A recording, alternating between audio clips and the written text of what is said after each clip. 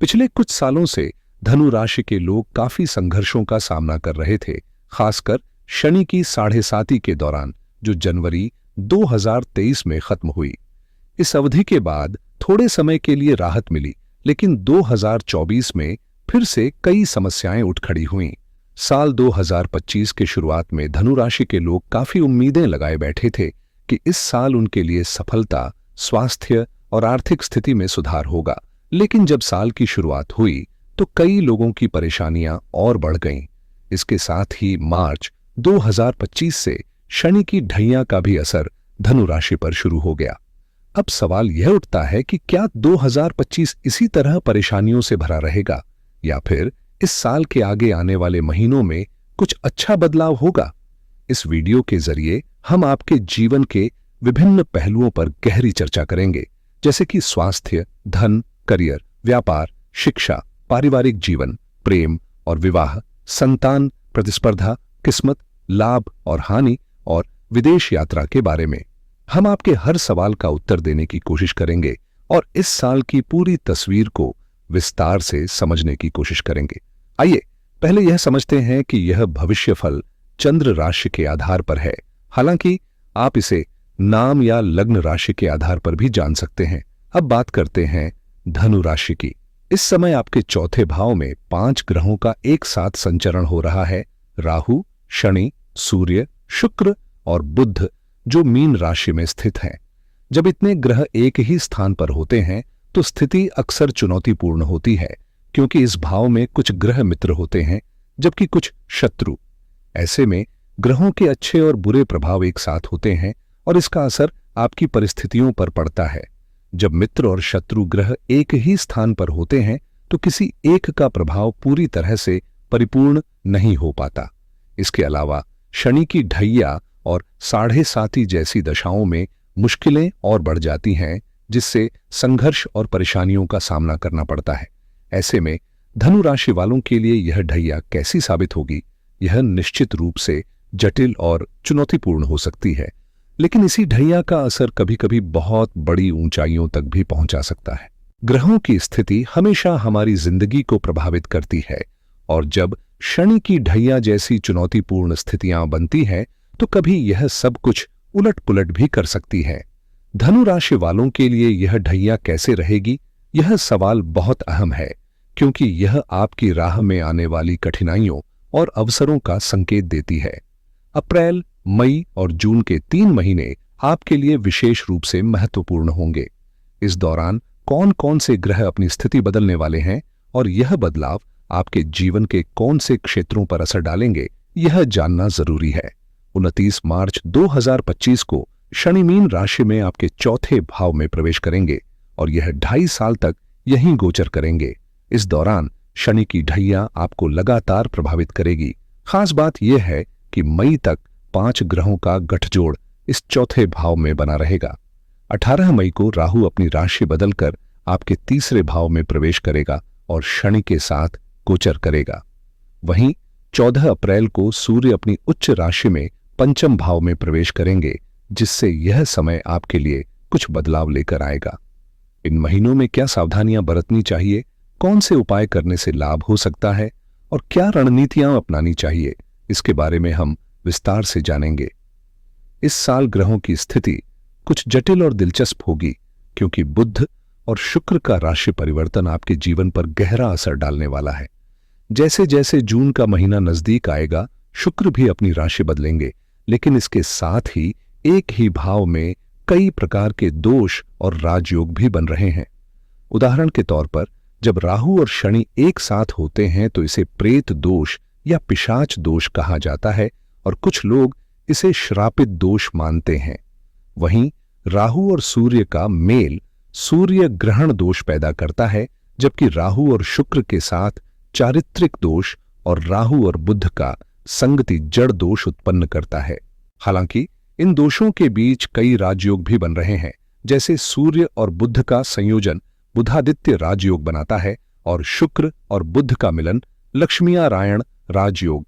Mean राशि में बुध नीच और शुक्र उच्च के होते हुए नीच भंग राजयोग बना रहे हैं। साथ ही केंद्र भाव में उच्च राशि में शुक्र का गोचर होने से पंच महापुरुषों में से एक मालव्य राजयोग का निर्माण हो रहा है।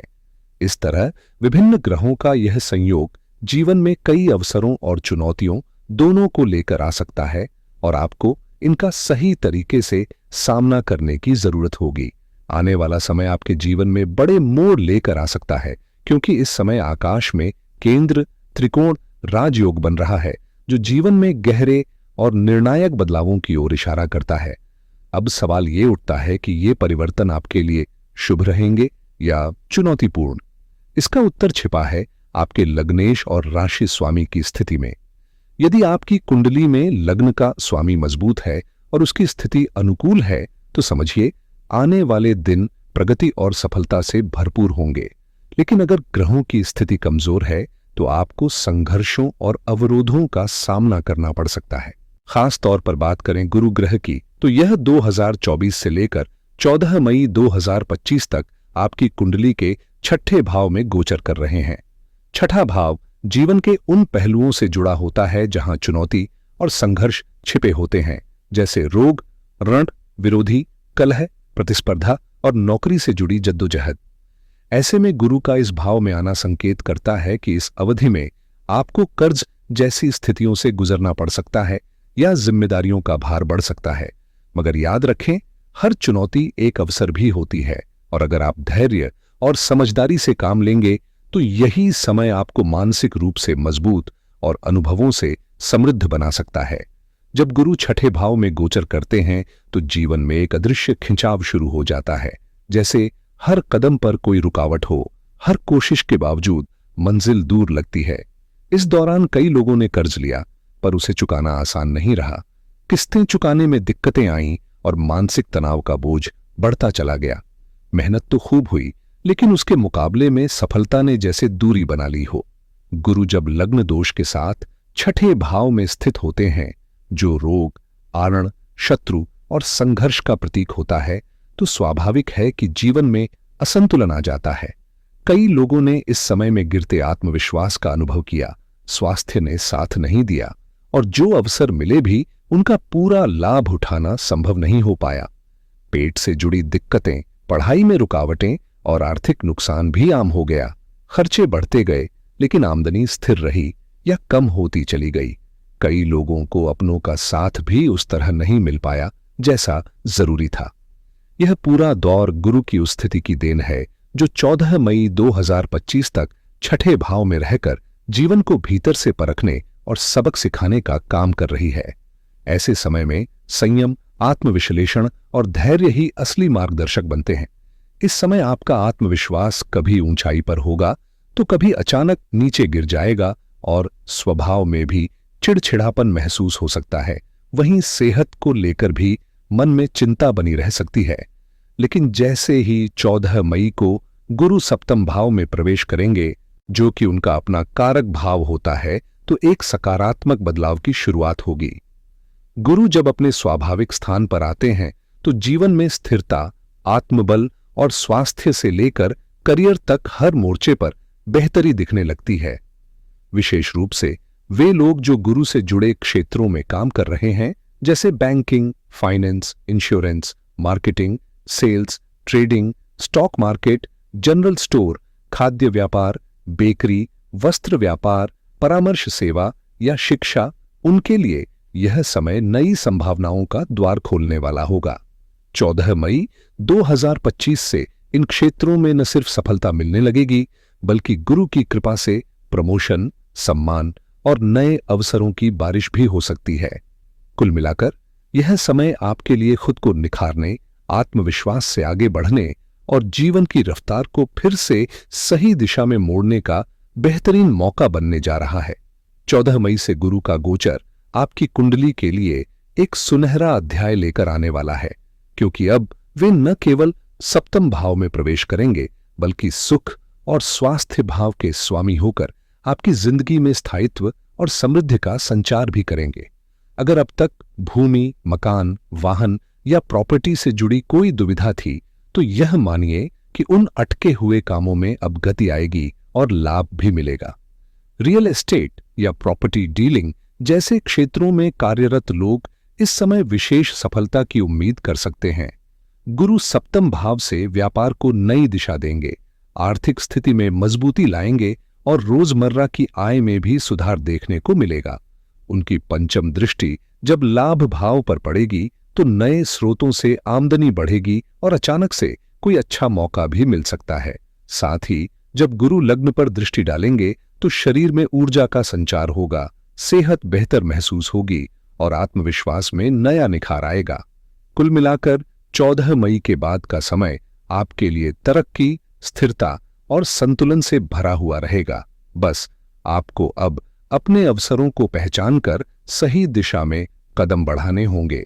14 मई 2025 से गुरु का प्रभाव आपकी कुंडली में एक नया उजास लेकर आएगा, क्योंकि अब वे न केवल अपनी सशक्त स्थिति में लौट रहे हैं बल्कि नवम दृष्टि के माध्यम से पराक्रम भाव को भी सक्रिय करेंगे, जिससे कम मेहनत में भी बड़ी सफलताएं मिलनी शुरू हो जाएंगी। बीते एक वर्ष से गुरु की स्थिति कुछ कमजोर थी, लेकिन अब उनका प्रभाव सकारात्मक दिशा में मुड़ रहा है। खास बात यह है कि अक्टूबर 2025 में गुरु उच्च राशि में गोचर करेंगे, जो अद्भुत लाभ, प्रगति और नए अवसरों की बरसात का संकेत है। दिसंबर में जब वे पुनः सप्तम भाव में लौटेंगे तब भी उनका प्रभाव अनुकूल बना रहेगा। वहीं अगर शनि की बात करें तो धनु राशि के जातकों के लिए शनि का असर थोड़ा चुनौतीपूर्ण माना जाता है। शनि जब चौथे भाव में गोचर करते हैं तो पारिवारिक सामंजस्य में खटास आ सकती है। माता पिता विशेषकर मां के स्वास्थ्य को लेकर चिंता बनी रह सकती है और मानसिक दबाव भी हावी हो सकता है। ऐसे में यह समय संतुलन बनाए रखने, धैर्य से काम लेने और रिश्तों को समझदारी से संभालने का है, ताकि आप गुरु की सकारात्मक ऊर्जा का भरपूर लाभ उठा सकें और शनि की परीक्षा में भी सफल हो सकें। शनि की वर्तमान स्थिति को पूरी तरह नकारात्मक कहना सही नहीं होगा, लेकिन इसे बेहद अनुकूल भी नहीं माना जा सकता, क्योंकि शनि जिस स्थान को दृष्टि देते हैं वहां चुनौतियां खड़ी करते हैं, वहीं जिस भाव में स्थित होते हैं या जिसके स्वामी होते हैं वहां धीरे धीरे लेकिन ठोस परिणाम भी देने लगते हैं।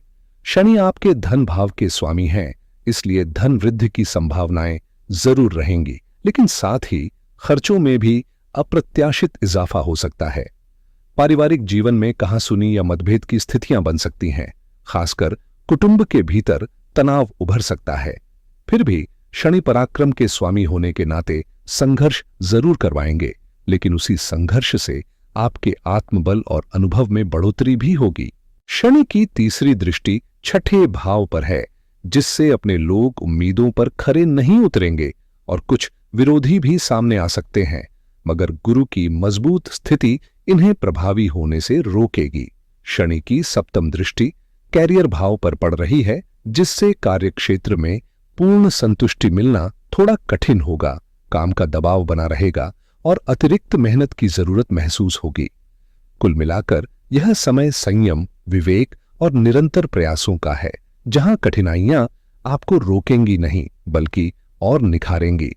इस समय ग्रहों की चाल ऐसी स्थिति बना रही है जिसमें कुछ रुकावटें तो निश्चित रूप से रहेंगी, इसमें कोई संदेह नहीं है। शनि की दशम दृष्टि जब लग्न भाव पर पड़ती है तो व्यक्ति के भीतर एक प्रकार का सुस्ती और कार्य के प्रति अनिच्छा उत्पन्न होती है, मानो मन ही नहीं करता कि कुछ किया जाए। लेकिन वहीं दूसरी ओर गुरु की सकारात्मक दृष्टि इस आलस्य को तोड़ने का काम करेगी और आपके सामने ऐसे अवसर लाएगी जिन्हें पहचानकर अगर आपने समय रहते प्रयास किया तो सफलता निश्चित रूप से आपके कदम चूमेगी। इसलिए जरूरी है कि आप अंदर से जागरूक रहें और अवसरों को नजरअंदाज न करें। शनि जहां थोड़ा मानसिक दबाव और रुकावटें देंगे, वहीं गुरु जैसे शुभ ग्रह आपका संतुलन बनाए रखेंगे और सबसे अधिक प्रभाव गुरु का ही आपके जीवन पर रहेगा, जिससे अन्य ग्रहों की नकारात्मकता कुछ हद तक दब जाएगी। और जब बात राहु की आती है तो 18 मई को जब वे तीसरे भाव में प्रवेश करेंगे तो पराक्रम, साहस और प्रयास के क्षेत्र को मजबूती मिलेगी, क्योंकि राहु का तीसरे भाव में गोचर बहुत ही अनुकूल माना जाता है। ये समय है थोड़ी सी मेहनत, थोड़े से धैर्य और पूरे आत्मविश्वास के साथ आगे बढ़ने का, क्योंकि ग्रहों का समर्थन, खासकर गुरु और राहु का, आपको नई दिशा और नई ऊंचाई दे सकता है। जब राहु तीसरे, छठे और एकादश भाव में आते हैं तो वे अपनी चतुर और अप्रत्याशित ऊर्जा से बेहतरीन परिणाम देने का काम करते हैं। खासकर अगर आप सोशल मीडिया, इलेक्ट्रॉनिक्स, नेटवर्किंग या तकनीकी क्षेत्र से जुड़े हुए हैं तो आने वाले समय में राहु आपके लिए कमाल कर सकते हैं, क्योंकि ये ग्रह वायरलिटी, पॉपुलैरिटी और अचानक उभरने वाले मौकों का प्रतिनिधित्व करता है। राहु का ये गोचर किस्मत को एक झटके में चमका सकता है और अचानक धन लाभ या बड़ी डील भी हाथ लग सकती है जो लंबे समय से रुकी हुई हो। आने वाले 18 महीनों तक यह ग्रह आपके प्रयासों को एक नए मुकाम तक ले जाने की ताकत रखता है। वहीं केतु जब भाग्य भाव में प्रवेश करते हैं तो व्यक्ति के भीतर आध्यात्मिक चेतना बढ़ती है, धार्मिक गतिविधियों में रुचि जगती है और पिता के साथ संबंधों में मधुरता आने लगती है।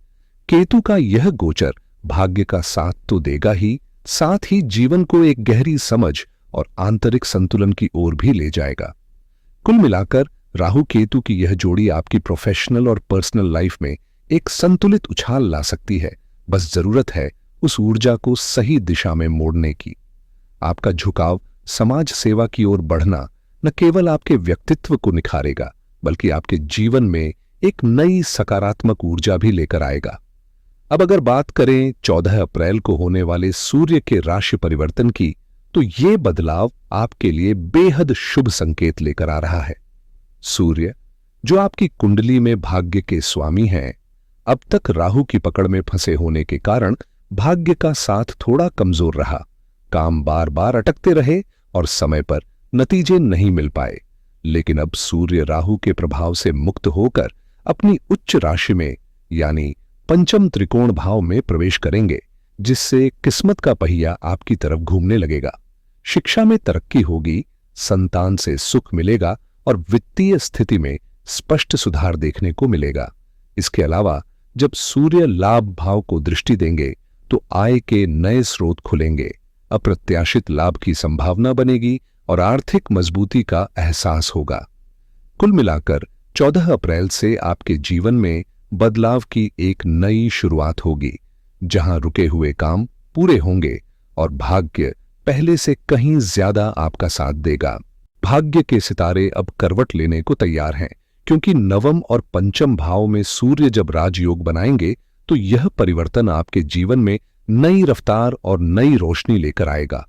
खासकर जब शनि स्वतंत्र रूप से गोचर करते हुए मित्र ग्रह शुक्र और बुध के साथ मिलेंगे तो ये संयोजन कई क्षेत्रों में आपको सकारात्मक नतीजे दिलाएगा। अगर आप रियल एस्टेट, प्रॉपर्टी या भूमि भवन से जुड़े किसी काम में हैं तो वहां से विशेष लाभ मिलने की संभावना है। वहीं जब शुक्र उच्च राशि में चौथे भाव में प्रवेश करते हैं तो जीवन में भौतिक सुख सुविधाओं का इजाफा होता है। लग्जरी कार, सुंदर घर और विदेश यात्राओं जैसी खुशियों की झलक मिलती है। साथ ही आर्थिक स्थिति भी मजबूत होती है, जो आपको आत्मविश्वास से भर देगी। उधर व्यापार के अधिपति बुध, जो नीच भंग राजयोग बना रहे हैं और आगे चलकर पंचम भाव में प्रवेश करेंगे, व्यापारियों के लिए सुनहरा अवसर लेकर आएंगे। स्वयं का व्यवसाय कर रहे लोगों को मुनाफा बढ़ेगा, नए क्लाइंट जुड़ेंगे और व्यवसाय में स्थायित्व आएगा। इस पूरे योग का सार यही है कि आने वाला समय न सिर्फ अवसरों से भरा होगा बल्कि मेहनत का मीठा फल भी अब हाथ आने ही वाला है। अगर आप पार्टनरशिप या किसी संयुक्त काम से जुड़े हुए हैं तो आने वाला समय आपके लिए बेहद लाभकारी साबित होने वाला है। यह बदलाव मई महीने से धीरे धीरे महसूस होने लगेगा और तब तक आपके लिए स्थितियां सकारात्मक दिशा में बढ़ेंगी। लेकिन वहीं मंगल की स्थिति 2025 में थोड़ी चुनौतीपूर्ण हो सकती है। जनवरी से मंगल कर्क राशि के अष्टम भाव में नीच राशि में गोचर कर रहे हैं और 6 जून तक उनका यह गोचर जारी रहेगा। इस दौरान आपको चोट चपेट, स्वास्थ्य संबंधी समस्याएं या पेट से जुड़ी दिक्कतें हो सकती हैं, जैसे बवासीर। इसलिए खान-पान पर खास ध्यान देने की जरूरत है। साथ ही शारीरिक मेहनत करते वक्त सुरक्षा उपायों का पालन करना चाहिए ताकि छोटे-मोटे एक्सीडेंट से बचा जा सके। मंगल की यह स्थिति आपके लिए कुछ परेशानियों का कारण बन सकती है, जो खासकर शिक्षा, पंचम भाव या विदेश यात्रा से जुड़ी हो सकती है। इसलिए इस समय में अतिरिक्त सतर्कता बरतने और अपनी सेहत का ख्याल रखने से आप इन मुश्किलों को कम कर सकते हैं। 6 जून के बाद जब मंगल भाग्य भाव में गोचर करेंगे तो यह समय आपके लिए एक महत्वपूर्ण मोड़ साबित होगा। इस बदलाव से नवम पंचम राजयोग बनेगा, जो आपके लिए उच्च शिक्षा, संतान सुख और आर्थिक समृद्धि के द्वार खोलेगा। अगर आप संतान के इच्छुक हैं तो यह समय आपके लिए विशेष रूप से लाभकारी रहेगा। इसके अलावा लव लाइफ में भी सुधार होगा, जो अभी कुछ समय से मुश्किलों का सामना कर रही थी। पंचम भाव का स्वामी मंगल जब अष्टम भाव से निकलकर भाग्य भाव में जाएगा तो आपकी लाइफ में सकारात्मक बदलाव आएंगे। वित्तीय स्थिति में भी सुधार होगा, जिससे आपकी आर्थिक स्थिति में मजबूती आएगी। गुरु का यह बदलाव पहले से ही शानदार है, लेकिन मंगल का जून में भाग्य भाव में आना और केतु का प्रभाव आपको बेहतरीन लाभ दिलाएंगे, जिससे भाग्य का साथ मिलेगा। हालांकि कुछ छोटी मोटी परेशानियां शनि के ढैया के कारण उत्पन्न हो सकती हैं, लेकिन इनका असर ज्यादा गंभीर नहीं होगा, क्योंकि बाकी ग्रहों की स्थिति आपके पक्ष में है। कुल मिलाकर यह समय आपके लिए एक सकारात्मक और उन्नतिपूर्ण यात्रा की शुरुआत करेगा। यदि आपकी कुंडली में शनि की स्थिति कमजोर है तो यह समय कुछ परेशानियों का संकेत दे सकता है, लेकिन अगर शनि आपकी कुंडली में शुभ स्थान पर है, जैसे उच्च राशि या स्वराशि में, तो चिंता करने की कोई बात नहीं है। शनि आपको समर्थन देगा और अच्छे परिणाम देने की दिशा में काम करेगा, आपको ऊंचाइयों तक पहुंचाने में मदद करेगा। शनि कर्म फल दाता होते हैं और ये हमें हमारे कर्मों के अनुसार फल देते हैं, इसलिए शनि का प्रभाव हर किसी पर अलग अलग तरीके से होता है। हालांकि बाकी ग्रहों की स्थिति इस समय आपके पक्ष में है और इसका मतलब है कि आपको निश्चित रूप से लाभ मिलेगा। 14 अप्रैल से ही सूर्य की उच्च राशि में प्रवेश के साथ आपके लिए अच्छे समय की शुरुआत होगी, क्योंकि सूर्य भाग्य का कारक ग्रह है। इसके बाद 6 जून से मंगल भी आपके लिए सकारात्मक परिणाम देने शुरू कर देगा और लंबे समय तक आपको लाभ मिलेगा। साथ साथ शनि भी 18 मई से अच्छे परिणाम देने की दिशा में काम करना शुरू कर देंगे। इस प्रकार ग्रहों की स्थिति इस बार आपके लिए बेहद अनुकूल रहने वाली है। 18 मई से राहु की स्थिति आपके लिए बेहतरीन परिणाम लाएगी, खासकर करियर और वित्तीय मामलों में। इस दिन से आपके काम में प्रमोशन की संभावना बढ़ेगी और आपकी नौकरी, व्यापार और आर्थिक स्थिति में सुधार देखने को मिलेगा। स्वास्थ्य में जो समस्याएं चल रही थीं, वे धीरे धीरे समाप्त होंगी और आपकी आर्थिक स्थिति भी मजबूत होगी। अगर आपकी कुंडली में राहु, केतु, शनि या कोई मारक ग्रह महादशा या अंतरदशा में है, तो ये बदलाव थोड़ा कम प्रभावी हो सकते हैं, क्योंकि इन ग्रहों की दशाओं का असर ज्यादा होता है। इस स्थिति में सटीक उपाय करने के लिए कुंडली का विश्लेषण कराना और सही दिशा में प्रयास करना बेहद जरूरी है, ताकि आप अपने समय को और बेहतर बना सकें। तो दर्शकों, आज के लिए इतना ही। धन्यवाद।